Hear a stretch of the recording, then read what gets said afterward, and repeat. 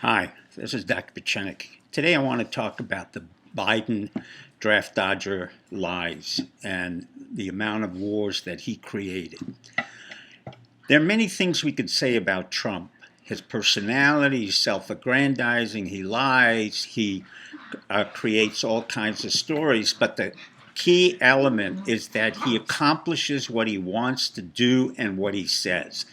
We increased our economy. We're going back to reinvigorating our economy. He's trying to fight the coronavirus. He's made deals with Canada, with Mexico. We walked out of the NATO conferences. But most importantly, for me, somebody who's been in conflict for over 30 years, he does not want a war, and he's pulled us out of Iraq, Syria, and Afghanistan. In contrast, we have a draft dodger in Biden, a seemingly very modest, self-effacing, quiet, liberal individual. Is that correct? Not really. His personality is totally different. When you look at his record, there are countless thousands and hundreds of thousands of people that he was responsible for their death and for wounding them. Let me be more specific.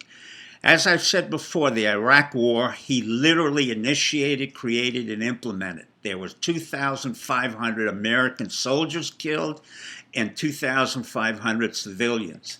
Then he supported the Serbian War, which in 1999, there were 25,000 people killed and another 20,000 who were wounded.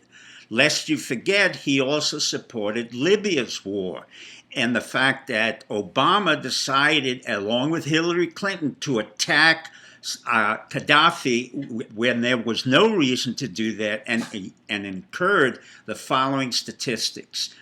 25 to 50,000 people were killed in Libya thanks to Biden, and another, more important numbers, 750,000 fled from Libya through North Africa into Europe and have been displaced.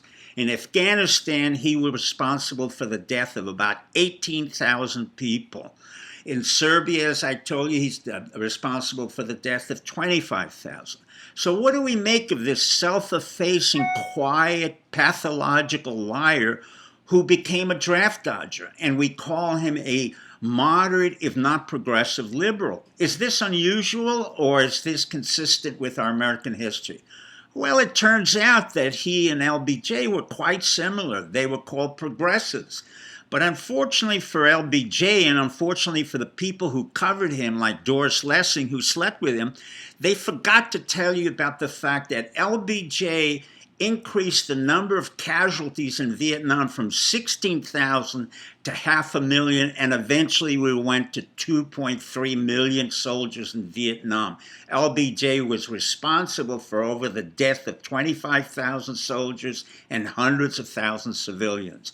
Then we have John F. Kennedy, who created the Cuban crisis. And we can go on and on and on. The key point here is that Biden, the person who tries to give you that image of rationality, calmness, the ability to care about people, it's totally a farce.